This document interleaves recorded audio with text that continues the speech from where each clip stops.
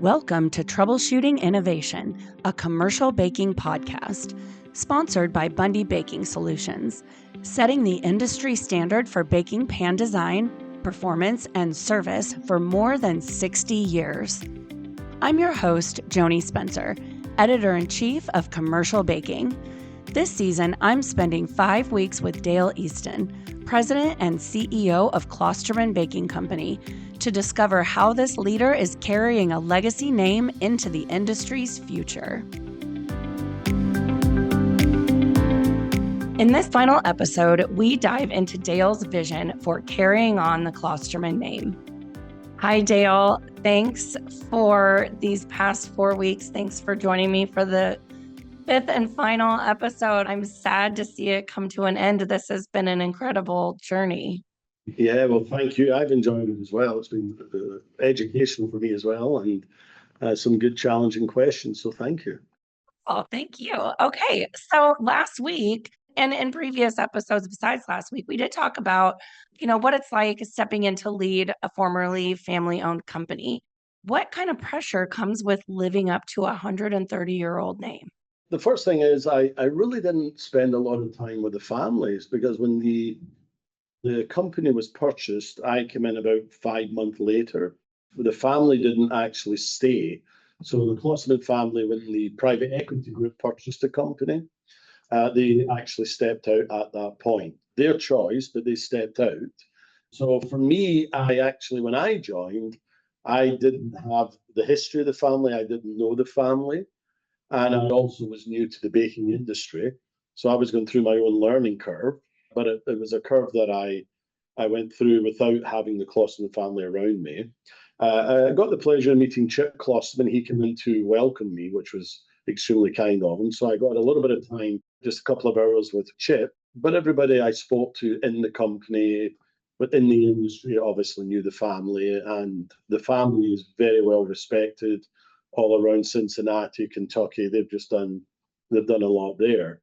But me personally, I actually never got to work with the family. So I really had to come in and work with the senior leadership team that I had here. And some of those great leaders have been here for a long time, just our sales team, over 20 years seniority. So at least I had a great foundation to work with. And they were extremely patient with me whilst I was going through that learning curve. But my view is simply, the minute I take the job and put the hat on that says I'm the CEO, then I take full ownership of the company. And I was very quick then in getting into keeping everybody busy on building the vision, the mission statement, the strategy, the roadmap. And everybody just got so busy with that. I actually think they appreciated having a new leader with such a proven track record, because they were also learning how to deal with private equity. And I was respected by the private equity group because we've worked together a long time. So they had done a great job of saying, Dale's really going to help. He's going to roll his sleeves up and work with you. So by the time we got together, I think we gelled pretty well, actually. It was pretty fast, and we just got started. And the great, as I've said before in some of the episodes, having a great brand foundation is wonderful. I started with that. I wasn't trying to build a brand. We have a brand, and the brand is something we're very proud of. So, okay, you're in a new headquarters. How long have you been in that building? Just over 1 year. Yeah. Okay. So I've heard about the mural that is in the new headquarters. Can you tell me about that? Yeah. So when we were in the old headquarters, there was a room that had a lot of awards and plaques and trophies that we'd gained over the years. And I had this thought of, how can we do something that just respects the generations of Klosterman and does something that's really respectful for the industry? That's just, what can we do in the new headquarters? Because with the new reception area, the new headquarters is absolutely beautiful. We're really proud of it. And we spent over $2 million and built it out. And so whilst I was walking around the city, getting to learn my way about the city, in the downtown area of Cincinnati, there are a number of local artists who paint some of the older buildings, but outside. So they'll do the whole side of the building. And some of these art pieces are 40 feet high, you know, they're beautiful and just some really gorgeous artwork. So I then got a team to see if we could find a local artist. When we found this local artist who got introduced to me, he came in and we took him for a tour of the bakery floor. And then we said, we had this beautiful white wall that's behind the reception desk. The best word to say is it's just a huge, you know, canvas. And I showed him the wall and said, I want to cover this wall with an art piece that is completely dedicated to the baking industry. And I want the Klosterman logo on there, etc. And he said, yes, I can do that. So he went into the bakery and he made some videos and he listened to the history. Amy sent him a lot of history from the company. And he kept coming back with what he thought it would look like. And then we would make a couple of changes. And eventually it clicked. And one thing I did say was I wanted really bright, vibrant colors for it. Anyway, he came in 3 weeks and he basically had a whole pulley system and painted this mural on the wall that is absolutely stunning. We posted it on LinkedIn. Now, anyone who visits gets the photograph taken with this painting. No matter who it is. We had one of our great customers, Canes, came to visit us about 4 weeks ago. The whole team were out the front. So let's get a photograph of the painting. And it's just such a beautiful piece of art. I did have to be a little bit subtle and hide something in the art piece. So right dead center in this beautiful dedicated painting to the bakery industry is a little Scottish flag. So I had to get that put in there so that when I'm retired, living back up in the Highlands of Scotland, there'll be a little Scottish flag. I'm sure when I leave, Amy will change it to the American flag, but who cares, you know? It makes me feel good. It's just like having your little fingerprint on it. I like it. Yeah, yes. But it's something that I think was really, really dedicated to the industry. Mm-hmm. And it's just a nice talking point. I shared it with Eric and the guys at ABA. They just thought it was wonderful. So we're very proud of it. And it's large. I think the photos don't do it justice. It's pretty tall. So what he actually did was he came in one weekend and he was coming in every night. He only worked at night. So during the day, we would run reception and then he'd come in and all the furniture would be moved and he would start. But the first weekend, I came in on the Monday and the full wall was covered in graffiti. And I mean total graffiti all over the wall. And it was quite fun what he'd written. But he'd written things about the industry and things about me and, you know, Scotland the Brave and freedom and all these things all over the wall. So much so that one of the supervisors from the bakery, because below our headquarters is our largest bakery, and one of the supervisors came out and seen it and thought someone had done this as graffiti. Like somebody broke in. Yes, and he was really upset. He was calling the general manager. And what it actually was, which was amazing to me, it's a grid system.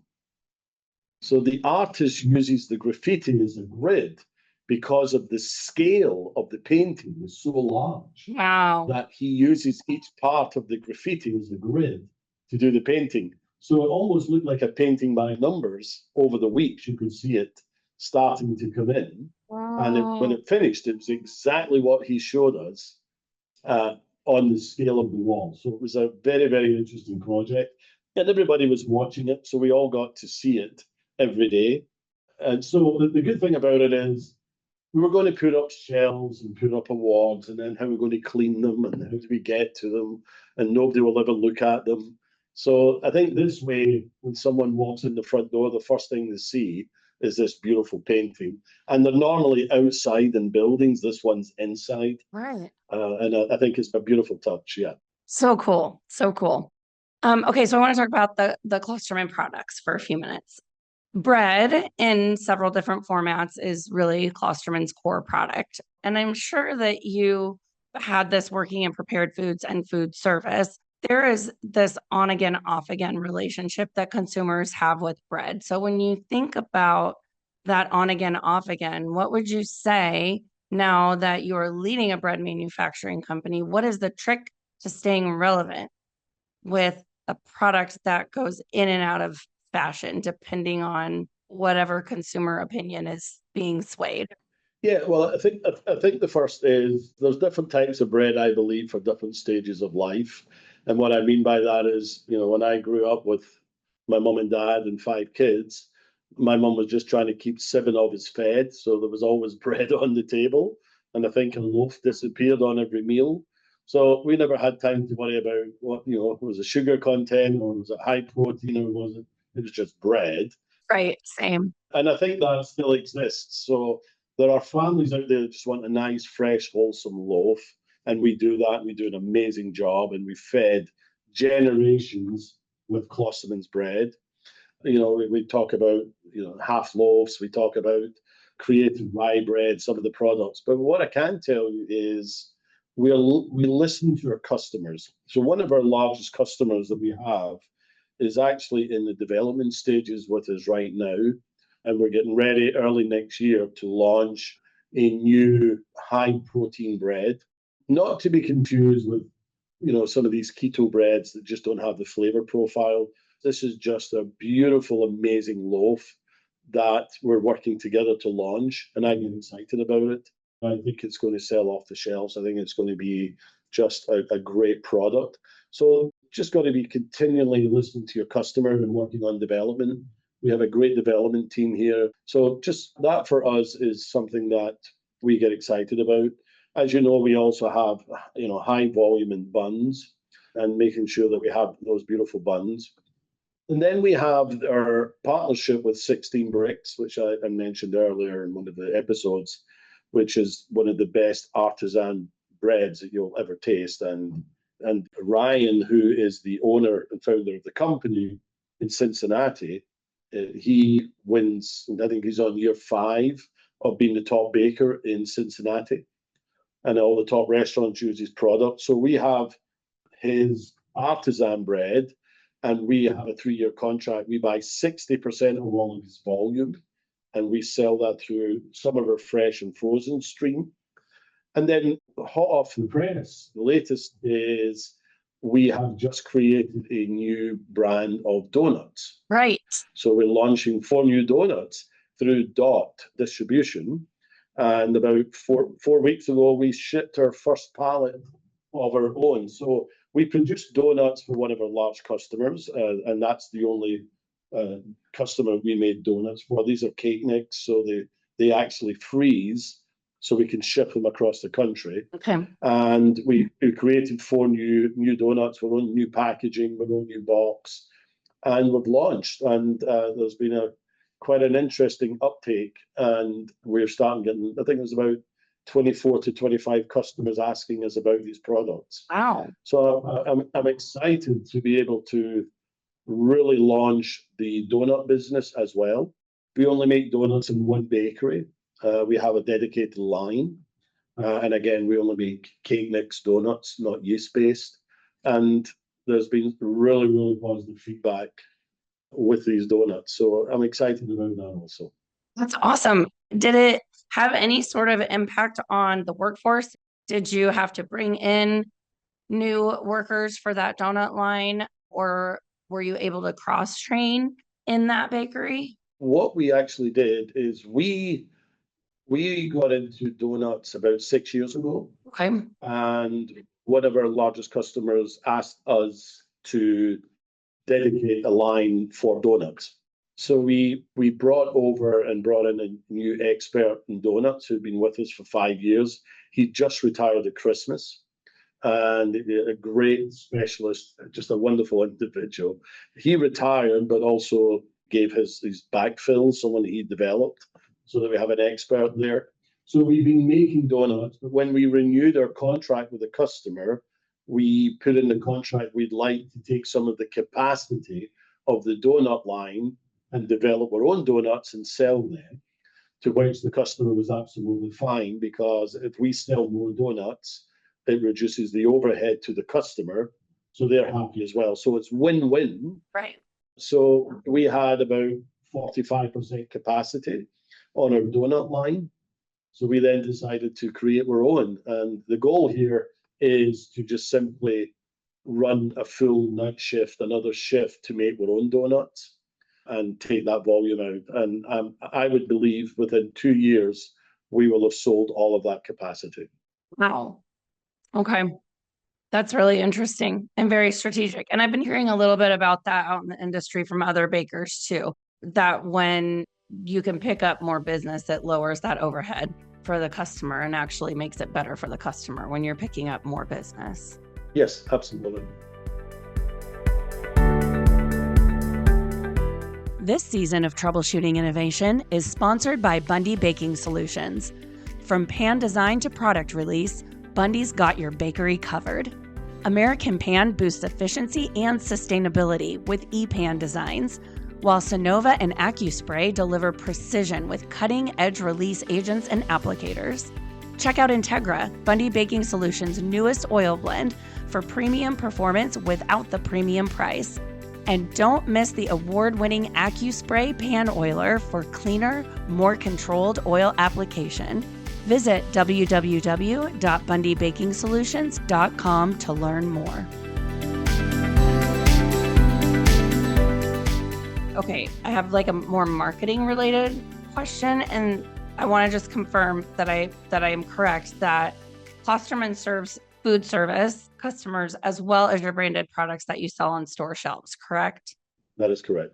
Okay, so I'm curious in this context of carrying on this 130-year-old name, are there marketing challenges that come with managing both types of business? And I guess the reason why I'm thinking about it is consumers now have access to so much information that they've got the backstory on everything that's on a restaurant menu. Like they can access all of it and they just want to know. So usually a bakery that supplies restaurants, they're just behind the scenes and they don't really have a brand. They just have their product and their reputation. But in modern day marketing, like what are the challenges that come with that? And is there benefit to being a known brand? So like, are there menus that say featuring Klosterman bread? Yeah, the good thing about our company is that we can touch all aspects of that business. So we have a fresh side of our business, which is through our distribution network. We have 9 distribution centers across mainly Ohio, Kentucky. And that fresh bread is reaching, Mrs. Smith's Cafe, to a restaurant, to schools, hospitals. We have a huge contract with prisons. And that fresh product is going out every day. And those depot route guys get to have an interface with customers, which is really, really good. So, for example, we have all the school business. We do a great job. And every year that goes out to bid and we win it because we care and do an amazing job. So they're almost like just over 130 from memory. And they are like 130 salesmen on the road. They're touching and talking to the customer. So that really is great. That gets the fresh out there. Our frozen business, which is going across the whole of the United States, is very, very close to being 50% now of our total revenue. Oh, wow. So our frozen space has grown over the past 4 or 5 years at a phenomenal rate and continues to grow. So we're really excited about that because that then gets our product across the states, whereas the fresh is sitting here. And then some of our fast restaurants, we've got some of the best chains that you could ever wish to have. On our portfolio, we're excited. We have Cane's, Cane's is opening 100 restaurants per year. Wow. And has been now for the past 3, 4, 5 years. And they're on schedule. They're just such a fast-growing, customer. We have Chick-fil-A. So we've got some of the best. We've got McDonald's. We've had McDonald's for 50 years. Oh. 50 years. So we've got such a blend of wonderful customers that we get to play in all fields. And I like that, actually. I don't like having a strategy that's just focused in one particular catchment area.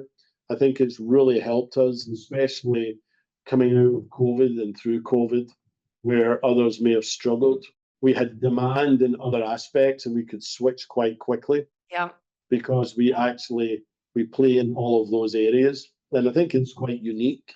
It's not something that I created. I can't take praise for that strategy. That was the family. I can say, though, that I could clearly see that frozen was a wonderful path. It was a great piece of business and it's growing.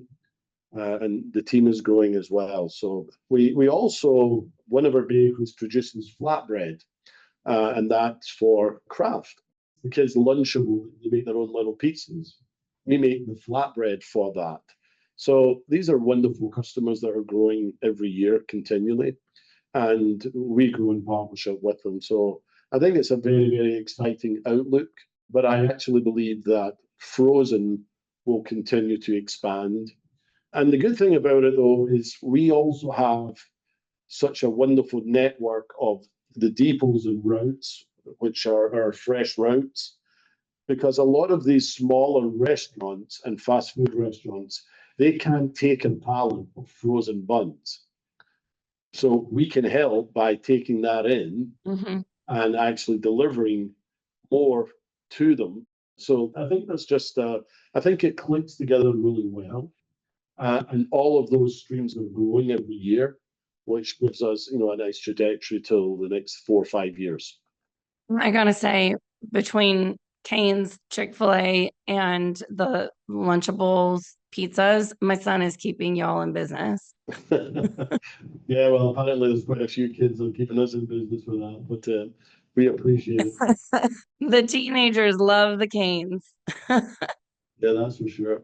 So when you think about the future, what are the goals for the future of this long-standing company? And then what are your top priorities in achieving those goals?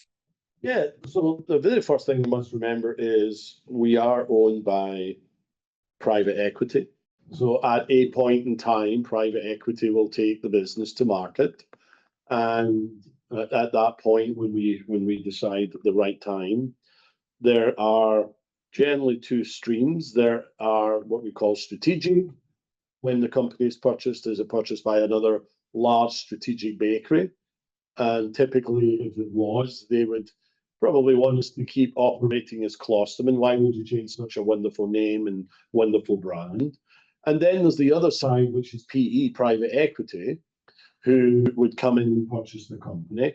And both have big wins, either side.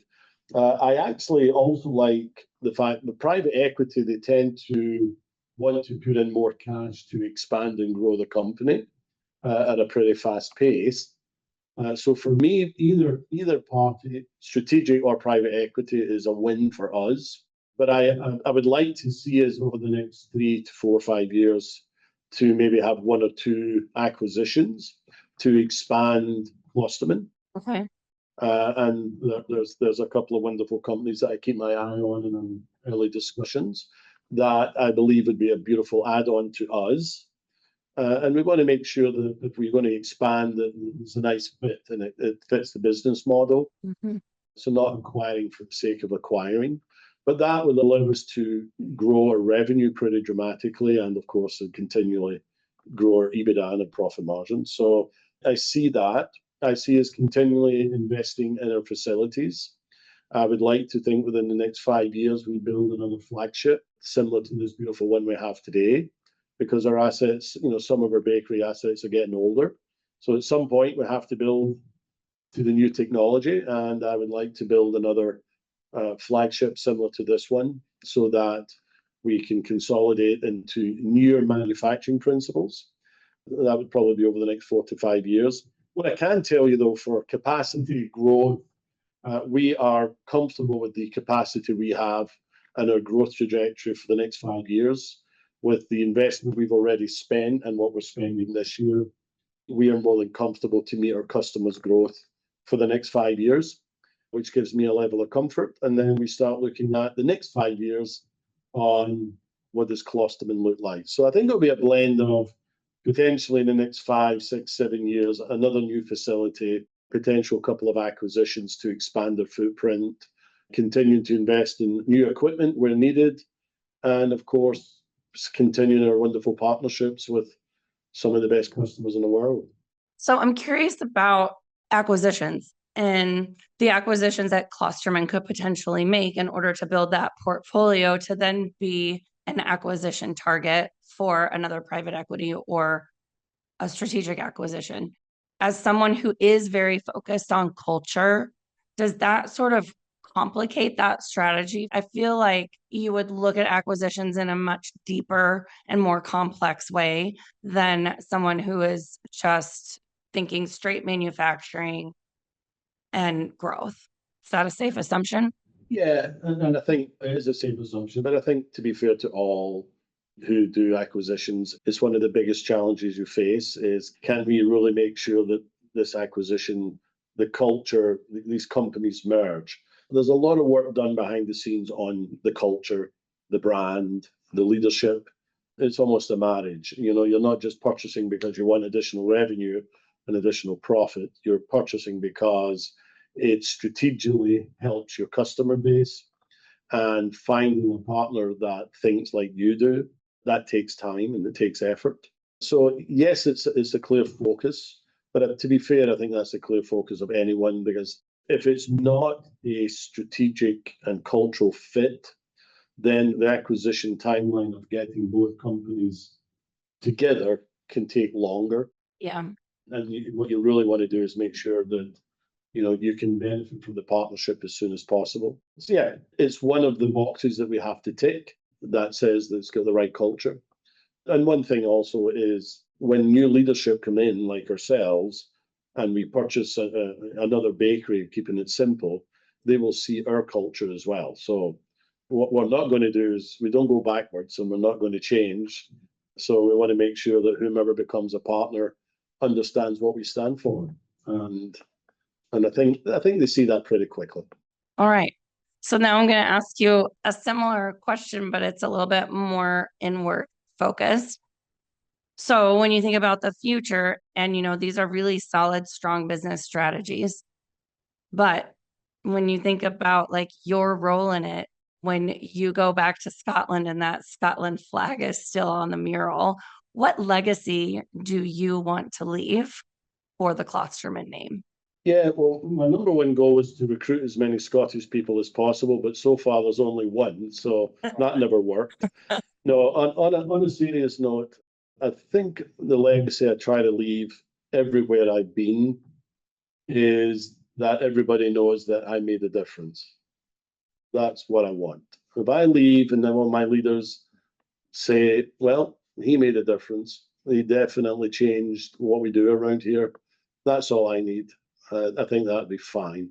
And of course, they'll leave the Scottish flag on the wall for 130 years, but Amy will protect me there. She's never allowed to retire in case that flag gets removed. But yeah, I think that would be a nice legacy, that I made a difference. That's all I need. I like it. I like it a lot. And I do hope that, I think you're already making a difference. I think you're making a difference at Klosterman, and I think you are in the industry as well. So I hope you stick around. I'm really happy to have you in our industry. You bring a fresh perspective and a lot of high standards and really solid values that I think our industry needs and can learn from. So I feel like this is a good note to end on, Dale. It's been a marvelous 5 weeks with you. And I really thank you for, again, coming into our industry and joining Klosterman. But I thank you for taking this time with me and our listeners to share some of those values and your standards for excellence. It's been educational and really fun too. Thank you, Joanie, so much. And I really enjoy working with you. And I know the great work you do with the bakery industry. And as we were both talking offline, I got the pleasure to meet your wonderful son, who I think is going to be an incredible leader one day also. So thank you. And I've really enjoyed my time with you. Thank you, Dale. Thank you for listening to Troubleshooting Innovation, and a special thanks to this season's sponsor, Bundy Baking Solutions, setting the industry standard for baking pan design, performance, and service for more than 60 years. Learn more at www.bundybakingsolutions.com. Troubleshooting Innovation is an award-winning podcast from Commercial Baking. It's hosted by me, Joanie Spencer, Editor-in-Chief of Commercial Baking, and produced by Jordan Winter, Avant Food Media's Creative Director. For more information on topics and sponsorship, visit commercialbaking.com or email info@commercialbaking.com.